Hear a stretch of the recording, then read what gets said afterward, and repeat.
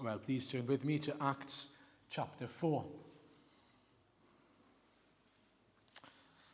And we read some of it last week. We're going to read from verse 8, I believe, to verse 31.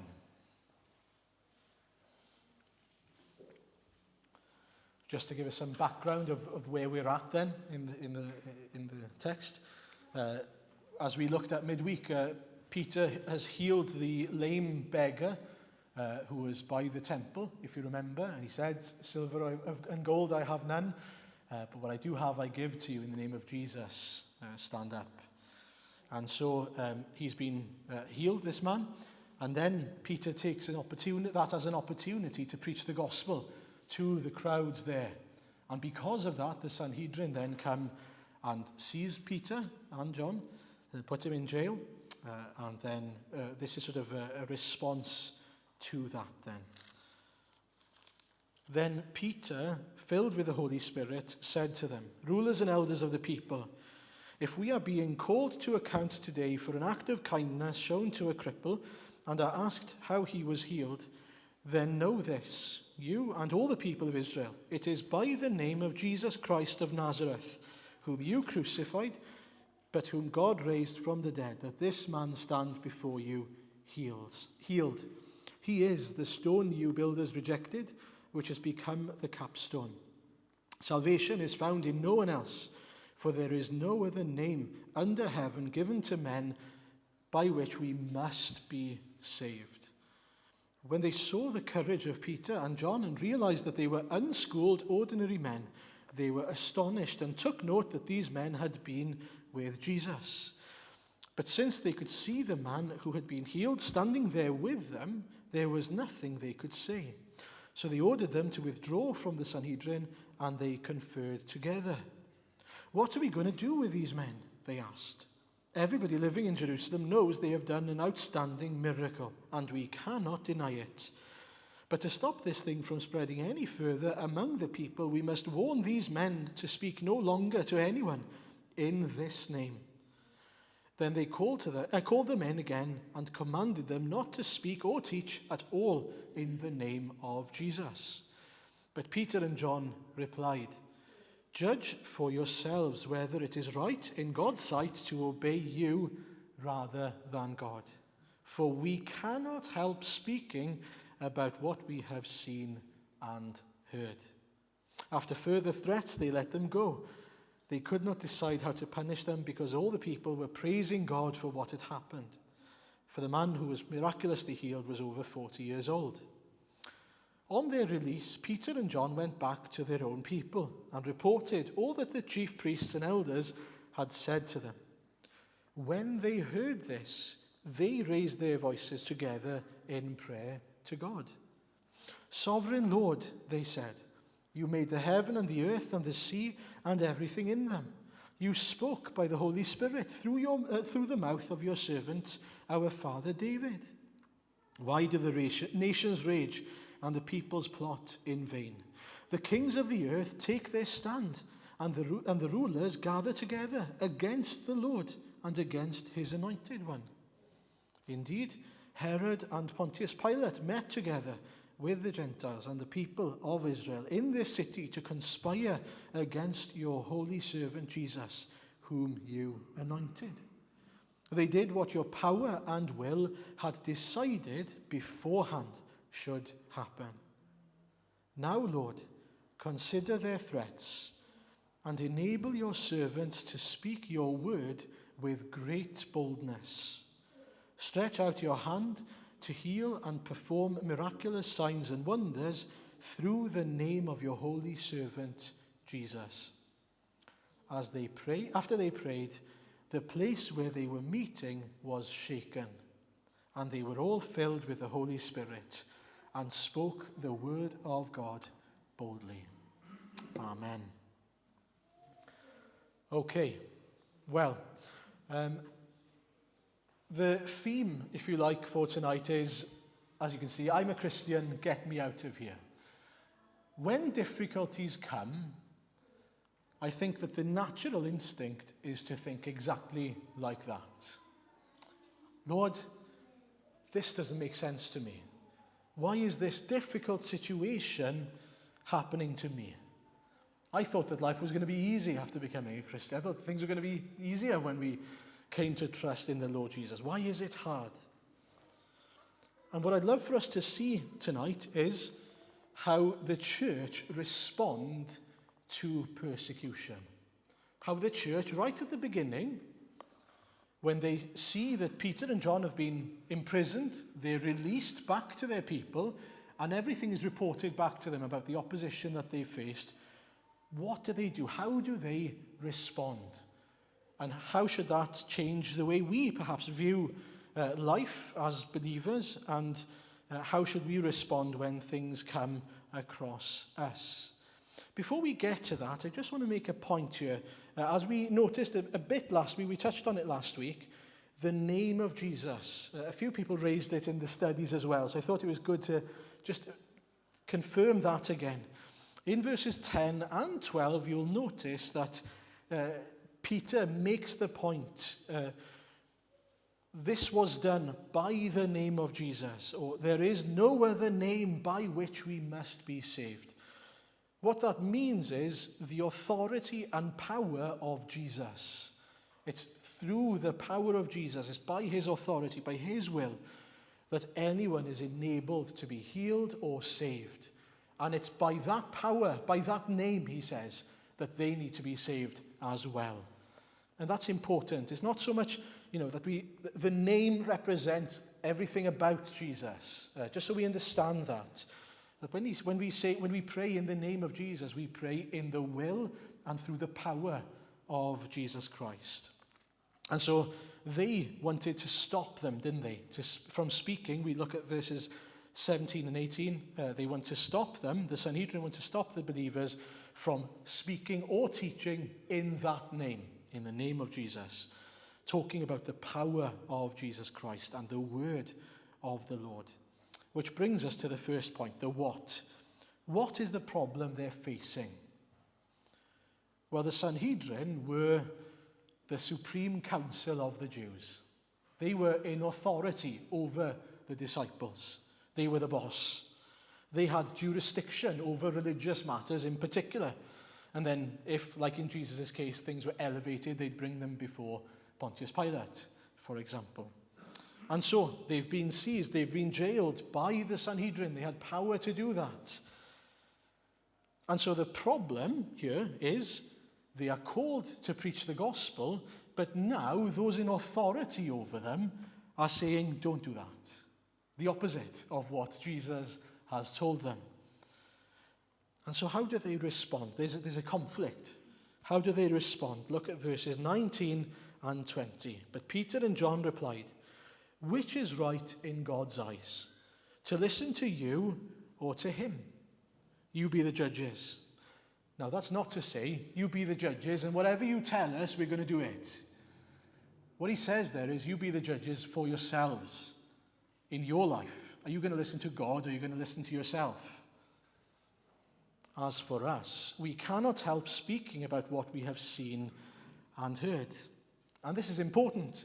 Although Scripture teaches us to respect and obey the authorities, it's only right to do that as long as it allows us to be faithful to the Lord, the ultimate authority. And so, as Peter points out, the Sanhedrin are forcing them to make a decision, either to obey God or to obey them. Now that's their fault, isn't it? Not Peter's fault. That's the Sanhedrin's fault for making them make a decision. And if that is the case, Peter says, there's only one option. It's always going to be one option. It's to obey the Lord. And the same applies for us, of course. If the government puts us in a position where we have to make a decision, the decision is clear. We cannot help but serve the Lord. He is the ultimate authority. He is the uncreated one, the author of salvation. He wrote the laws of space and time. He is above all, even the government. And so, we need to be clear in our own hearts and minds. If anything comes across us that isn't of the Lord, isn't of the gospel, we say we cannot do that. We serve the living God. But there's a challenge there, isn't there? Because we need to know what those things might be that causes us, that forces us to make a decision. We need to be alert, we need to be sober-minded, we need to be well-versed in Scripture to know what is compromise and what isn't compromise. Obviously, it's crystal clear here. They're saying, don't speak in the name of Jesus. It's very basic. But for us today, if the government was to tell us to do something that isn't right, we need to search the Scriptures and ask, what does the Word say otherwise? Is this right for us to do? And so can I encourage us to make sure that we are investing in the Word of God, to make sure that we know what is right and what is wrong in God's sight. Don't assume that what we are told to do by the government or anything, this is not an attack on the government, just a point, those in authority over us, that they are not necessarily going to say what is in alignment with God's Word. And you know, this verse, we can't help speaking about what we have seen and heard. The Greek version of that word is fantastic. Because the word in the sentence to convey the can't not speak, we can't not speak, is dunametha melalein. And the word there is dunamis, dynamite. Now, where do you see dynamite in there? Can't help but speak. Well, what he's saying is, look, Sanhedrin, we have this power that cannot be unspoken about. That's what he says. We have this dynamite that cannot be unspoken. We can't help but speak about these things. But it's interesting because the word it tells us then that they're saying we have this power that we cannot hold back. That's at work in us, this dunamis, dynamite. That's the word for power, explosiveness. And so what he's saying is, look, nothing against you, but I'm sorry, we have this power of the gospel at work in us, and it's the power of the gospel unto salvation, and it's something that cannot be hidden. It cannot be kept from those around us. And I think that's a very helpful picture of us, of the attitude of heart we ought to have. It's not a case of that we're looking to go against anyone or anything. It's that we have the power of the gospel in us and at work through us. And how could we possibly keep it to ourselves? Something so powerful, so mighty. It made me think of someone who receives good news. I have a member of the family in particular in mind, but I won't say that person's name or that person's relation to me. But that person, if you tell them a particular good news, like that someone's expecting a baby or that someone's engaged, but it's meant to be kept a secret, they struggle very much with I'm sure you know of these types of people. They just can't seem to contain it. And it's not that they want to tell people in the sense that they want to betray your confidence. It's that the good news that they've heard is so exciting to them, they can't keep it in. They have to tell people. And that's the picture we've been given here. Pray that would be the case for us. As we meditate on the gospel, this great news of salvation, as we think about the change, the transformational change it's had in us, the grace we have received, the love we've received, how can we keep that to ourselves? That we are bubbling over with such joy that we can't keep it to ourselves. That it wouldn't be a burden for us to share with other people because it's just, this power is too much to be kept inside us. By the way, it's not that he possesses power in and of himself, but it's the power of the gospel he's received, of course. It's the same with us. But we have this message full of power that is to be shared. And so, yes, there's a problem, but it can't be kept within. It can't be, he can't be quietened, neither can John, neither can the whole church, by the way. And so that brings me to the second point. Where do they turn? So they're released, they go back to the church and they explain what was said to them. And so as the church now is confronted with the news, where do they turn? It's interesting, it's an important point. If you were to hear Peter and John, try and put yourselves in their shoes. They've just been released from prison, taken back and told, they've told us now we're not meant to preach in the name of Jesus. Where would you turn? What would you do? Would you perhaps want to go in protest to the Sanhedrin and complain? How dare you tell us? How dare you try to stop us from speaking, perhaps? That's some of our dispositions, some people. Some of us might think, oh, that means I'm supposed to keep quiet. But the thing they do, the church, the wonderful thing they do, is they run to Jesus. They run to the Lord in prayer. When they realize this preaching about Jesus' business is going to be hard, they turn to him in prayer. According to clever people, stress can make you respond in one of two ways: fight or flight. Now, it's similar here, but not quite the same. As I said, fight might be to go to the Sanhedrin and try and argue against them and push in your own power. Flight might be to run away. But there's also a godly flight, which is, I can't face this in my own power. I'm going to turn to the Lord and ask for help. When difficulty comes our way, when persecution comes our way, what do we do? How do we respond? Do we fight? Do we run away? Or do we run to the Lord? That's the only place to truly turn. And what really encouraged me here is that it's not Peter and John who pray. For some reason, every time I read it, I'd thought in the past that it was them who prayed. It wasn't them that prayed. It was the church that prayed. When they heard this, they joined together in prayer, including John and Peter, yes, but it was the whole church that sought the Lord together in unity. Corporately, they all came together. We all need to come. It's not just the leaders that need to come and ask for boldness. We all need boldness. We all need to stand up. We all need help from the Lord.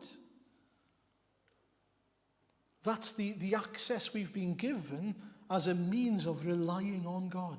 Him giving us what we need through prayer. The door is open. Do we go through it? Do we enter in to God's presence in prayer? Are we seeking him in prayer, both privately and corporately? Well, when they heard this, they raised their voices in unity together in prayer. The Holy Spirit was at work in them, bringing them to their knees in prayer. And so what's our response? Do we fight? Do we flight? In particular, do we have a godly flight to the Lord in prayer? Finally then, the third one, how? How did they pray? Because what we pray, or how we pray, the content of our prayer is important. They start with praising God for who he is. I don't know if you've ever thought about this, but when you pray, how do you start? When you turn to the Lord, this is all, personally, however you deal with the Lord. And I'm not saying that there's a particular formula that we must keep to, but I was challenged by how they pray here. They start off by glorifying the Lord for who he is. But as they do that, they remind themselves of who the Lord is. So take a look at the prayer. They start off by saying, Sovereign Lord, you made the heaven and the earth and the sea, and everything in them. Why did they start off there? That's not the problem. The problem is, Lord, the Sanhedrin are coming after us. They're making life hard for us. Help me. Stop them. Isn't that what they should be praying? Isn't that what we might be praying? They start off by just reminding themselves of who they're coming to. And as we do that in prayer, it's not that we're reminding him, by the way, we're reminding ourselves. He knows full well his power, his might, his majesty. We are coming to the sovereign Lord, the one who's in charge of the situation, the one who's organized all things to happen just as it's happening in front of their very eyes. And so they remind themselves that he is the sovereign Lord who made the heaven and the earth and the sea and everything in them, Lord of all. And then they bring to mind his word. Very interesting. They've learnt from Peter, who also searched the scriptures and was able then to apply the scriptures to their lives. And that's what they do. You spoke by the Holy Spirit through the mouth of your servant, our father David. Why do the nations rage and the peoples plot in vain? The kings of the earth take their stand, and the rulers gather together against the Lord, against his anointed one. So they go back to Psalm 2. That's what that is. Go back to Psalm 2, they searched the scriptures and they found this passage. And they realize all of a sudden, well, hang on, God has already told us that this is going to happen. This shouldn't be a shock to us. They're prepared for it. And they apply it to their context right there and then. Verse 27. Indeed, Herod and Pontius Pilate met together with the Gentiles and the people of Israel in this city to conspire against your holy servant Jesus, whom you anointed. Now, verse 28 is one of the most fantastic verses I've noticed in recent weeks. They did what your power and will had decided beforehand should happen. I find that amazing. What they're saying there is, as in they think that they're doing what they think is right. But what they're doing is God's will. God's power and will is being worked out there, exactly as God has planned it. You see, because they've been reminded He is the sovereign Lord. They've looked to the Word and they've noticed in the Word that God has prepared them for it. And now as they approach the Lord, they approach with the right attitude of heart. They don't come thinking, Lord, woe is me. This isn't fair on me. This isn't right on me. Me. Which is my tendency. I don't know what yours are. I don't know. I know my own heart. And the tendency is to come thinking about myself, my own situation, rather than looking to, well, what is the Lord doing here? What does God's word tell me He's doing? Well, the Lord tells me He's sovereign. The word tells me He's sovereign. The word tells me that these people are going to conspire against His anointed one. All of a sudden they realize this is not a shock to the Lord, and it shouldn't be a shock to me. This is God working out His plans. And so we trust in Him. And so even the hard things in life are a means for God to work out His purposes. As hard as that is for us, that's the truth. The bad things that happen in our life are not outside of God's control. They are fully inside of His control. But the bad things are things that will ultimately become good if they are of Him, and they are there for us to trust in Him and rely on Him for things. Now, if we go on sinning in our own flesh and for our own sake, then there will be consequences to that. Of course there will be. But think of the persecution here in Acts. The persecution that came led to the gospel being proclaimed even more. God knew what He was doing.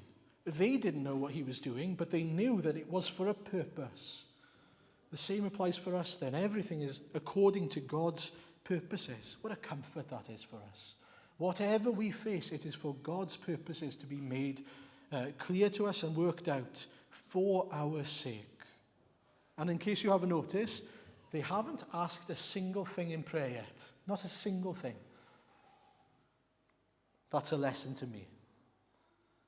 Not a single thing. They're still praising the Lord for who He is and what He's revealed to them. And then we come to verse 29. And again, we come to what we might ask the Lord. I think the initial response, the human, fleshly response is, Lord, please can you take it away? Whatever that difficulty is, that persecution is. Isn't it, if we're honest? Lord, I'm in pain. It might be physical pain, emotional, whatever. Lord, please take it away. Lord, these people are coming up against me. Please take it away. Deal with it. Lord, please change the situation so that I don't have to suffer. Rather than saying, Lord, whatever I want in the flesh, I want more than that for you to have your way. For your will to be done in my life and in theirs. And ultimately, having a kingdom perspective, which is exactly what these believers have. Because you'll notice that their prayer is not about themselves. They do ask for something for themselves, but it's not for their sake. It's for God's sake and for the kingdom's sake. They ask for boldness, effectively. Now consider their threats and enable your servants, give us boldness, to speak your word with great boldness. It's not for them. It's not for their sake. It's for the Lord's sake and for his kingdom's sake. Now that's interesting, isn't it? Why are they thinking about other people and the Lord rather than themselves? Well, the reason why is because they've got everything they could possibly need. You see, when we think of ourselves, when I think of myself, I've got every single thing I could possibly need through Jesus Christ. I lack absolutely nothing. Whatever happens, whether I'm persecuted or not, whether I suffer or I don't suffer, whether life's easy or hard, I've got every single thing I need in the Lord Jesus and through the Lord Jesus. Which means I don't need to worry about myself because Jesus has worried for me. He's been concerned for me. He's given me everything I could possibly need. All the riches of heaven are available for me in the Lord Jesus Christ, are given to me through the Lord Jesus Christ. For me to live is Christ and to die is gain. How amazing is that to be able to say as a believer, whatever happens, whatever I face in life, I'm fine, I'm sorted, I've got everything I could possibly need. Now, bearing that in mind, they can pray this. In view of God's mercy, I lack nothing. And so I live my life for the Lord Jesus. I live my life to serve him. And so, Lord, you've put us in this place. It doesn't matter about me, because I'm okay. The Lord has me covered. Rather, consider their threats and enable your servants to speak your word with great boldness. Stretch out your hand to heal and perform signs and wonders through the name of your holy servant, Jesus. You see, the request is simple. Lord, give me whatever I lack, which is the Holy Spirit in this case, to do what you've called me to do. I want to be faithful to you, but I want to be faithful to you because I know that your intention in bringing these things upon us is so that your church can grow, your kingdom can be furthered, and you can be glorified through it. And so he relies on the name of Jesus, of course, the power of Jesus to do that work. Stretch out your hand and heal and perform signs and wonders through the name of your holy servant Jesus. They realize that Jesus' power needs to be made known. But they know what they've been called to do, so they want to be faithful in what they have been called to do. And it's just amazing to me that the only thing they think about it within the context of the prayer, in terms of the threat that's coming, is consider their threats. That's all the time they spend thinking about the opposition. The rest is all focusing on God's power, God's purposes, God's will, and their calling. I'd love for us to be aware of that when they pray, the prayer is not full of the threat. Because compared to the power of God that they're reminding themselves of, the threat is minuscule. So it's consider their threats, which, by the way, doesn't really matter because you're in charge, because your power will be made known. But they also humble themselves, don't they? They humble themselves because they come to the Lord and they ask. The only thing they need to ask, Lord, enable us. Enable us to speak. And it's very simple, but it's also very humbling, isn't it? To be willing to say, Lord, I'm scared. Lord, I'm scared of telling people about Jesus. Lord, I'm scared of people rejecting me. I'm scared of people leaving me, perhaps, whatever it might be. I'm scared that this is going to cost my family things. We can be honest before the Lord and before one another. Give me what I lack, because I know that you're the sovereign Lord, the Lord who has my family under his arms, the one who has me under his arms. Help me not to worry about those things, because you're in charge. And if you have put us in this situation, you will do good for us in this situation. And so we can join them in prayer, can't we? In saying, Lord, give me whatever I lack. Enable us by your Holy Spirit to preach with boldness. It's crucial that we get our heads and hearts around this point. We need to fix our eyes on our Lord, and we need to put aside our flesh. It's not a case of coming to the Lord and saying, why me? This isn't fair. I can't face this. Who am I to tell them about Jesus? We trust, Lord, you're in charge. You've promised your Spirit. You know best. Give me what I need to stand for you. And the result of all this, of course, is that the Lord answers their prayer. They were filled with the Spirit. You'll notice in the latter part of the passage that we read, verse 31, after they prayed, the place where they were meeting was shaken. Now that's amazing. And so, not only that, and again, I think it's important to note here, persecution helped them not only because, it was twofold. So persecution led to them being humbled. Persecution from the Sanhedrin led to them coming on their knees in prayer to the Lord, relying on him. Do you see that? It's because of persecution that they were there on their knees. Were there not any persecution, they may not be on their knees. They needed God. They needed his help. And so they prayed, fill us anew ultimately. And we need to be humbled because of it. But also, that being humbled, that persecution, led to them being filled with the Holy Spirit. It led to them being given what they prayed for and asked for. Emptied of self and filled with the Spirit. Now, if you would have asked them afterwards, was it worth it being persecuted? They'd have said yes, because it led to them being emptied of self and filled with the Lord. And that's exactly what we pray, isn't it? That we would be humbled, whatever the cost, that we would be humbled, that we would fully rely on the Lord and seek him for all that he wants to give us in order for us to fulfill the calling he has for us. Now, the outworking of that answer of prayer was that they were all filled with the Holy Spirit and spoke the word of God boldly. It would have been amazing, and don't get me wrong, I would love it if the Lord shook this room when we were praying to him. But more amazing is the answer to prayer in the outworking of their lives, which is now they went out and they preached with boldness.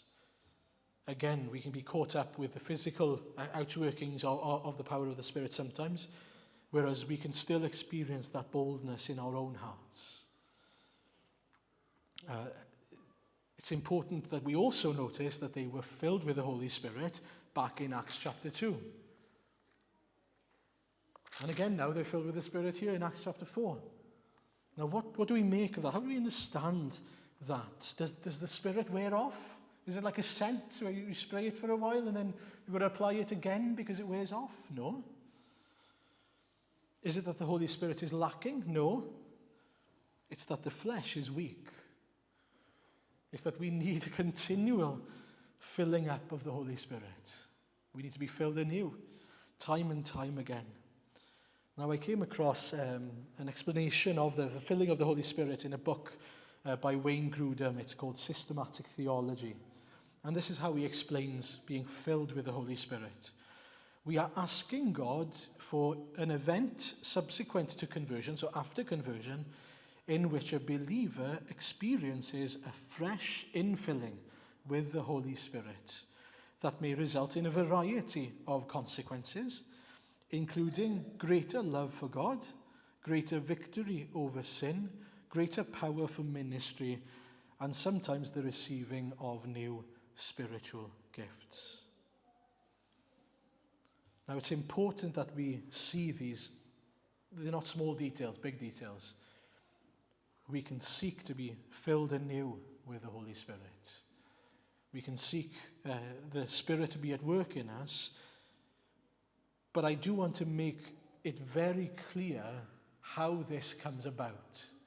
They are not praying, Lord, make me special and give me this greater power in ministry, or give me these kind of special powers so I look more spiritual than other people. Their eyes are on two things, as I said, the glory of God and the kingdom of God. Their eyes are already fixed on the Lord Jesus and his kingdom. And I think because of that, the Lord answers their prayers. He gives what they need because they are so devoted in the first place, so full of love for the Lord in the first place. They're not looking for selfish gain, they're looking for gain for Christ. When our hearts are on Christ, as we seek him for power to obey him and serve him, humbly he will respond. Again, it's according to his will, and that's why, the Spirit blows however he wants, and he doesn't have to bless us in a particular way, and he may not in these sorts of ways. But don't put that in the same category as the indwelling Spirit. The Spirit doesn't leave us. The Spirit hadn't left these people between Acts 2 and Acts 4. The Spirit was still dwelling in them. It was a special dispensation of power, a special outpouring of power, which the Lord in his grace can do and does do sometimes. But he doesn't always do it. We rely on him and his wisdom to do that. The only thing we can do is seek him for it. And so we can turn to the Lord in prayer, praying more than anything, not so much, Lord, give us this shaking room experience, but Lord, give us boldness. Give us a resilience. Help us, enable us to live the life you've called us to live, because we long to live for you. And the other thing the outpouring of the Spirit did, if you were to have your Bibles in front of you, was to enable the believers to live in unity together. Not only did it give them boldness in their preaching, but it also kept them together. All the believers were in one heart and mind. No one claimed that any of his possessions was his own, but they shared everything they had. With great power, the apostles continued to testify to the resurrection of the Lord Jesus, and much grace was upon them all. And I could go on. The Spirit was also at work enabling unity within the church. And so firstly, we can pray, Lord, help me to fix my eyes on you. Help me to be devoted to you, that my concern would be your kingdom and your calling on my life. And secondly, pray, as Paul puts it, that we wouldn't be drunk with wine, but filled with the Holy Spirit. That we would receive from him so much of his Spirit that it would change the way we live. That we'd be overflowing with the person of the Holy Spirit and the power through the person of the Holy Spirit. Just a reminder as we finish. Having said all of that, remember that we lack nothing. As believers, we lack nothing. We have everything we could possibly need. Even before talking about that outpouring of the Spirit, there is a sense in which we've got to be careful, not thinking, if we don't experience that outpouring that they experienced here, that we are somehow second-rate believers. No. We are the same believers, we have the same Spirit, he just happens to be working in an even more powerful way as a channel through them. They are still temples of the living God, just as we are temples of the living God. And what I don't want us to do is leave here thinking, I'm a lesser believer because I haven't experienced that outpouring. We can pray for it, we can ask the Lord for it, but it's only if he wills it that he will do such a thing. Believers who experienced revivals in Wales are no different to us. They have the same living God at work in us. But we can seek him for a special dispensation of power, but everyday sense of power to live as he has called us to live, for his glory and for his kingdom's sake. Amen.